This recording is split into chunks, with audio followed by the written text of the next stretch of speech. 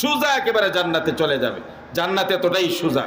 ওয়ালাম্মা ইয়াতিকুম মাসাল, এই দৃষ্টান্ত তোমাদের সামনে আসে নাই?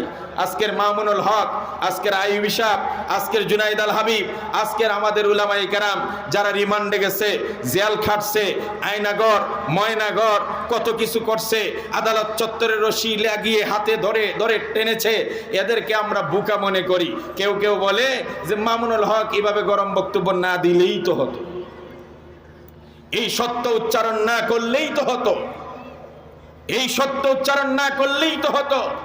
মামুনুল হকদেরকে, আলেম উলামাদেরকে মানুষ বোকা মনে করে এরা দুনিয়া টুনিয়া বুঝে না, এরা কি সহজ সরল বোকা প্রকৃতির মানুষ, নির্বোধ মানুষ। ও দুনিয়ার মুসলমানেরা, আল্লাহ রাসূল সাল্লাল্লাহু আলাইহি ওয়াসাল্লাম বলছেন, কুল হাদিহি সাবিলি আদউ আলা বাসিরাতিন আনা ওয়া মানিত্তাবাআন, এই রাস্তা আমার রাস্তা, এই রাস্তা আল্লাহর দেওয়া জীবন।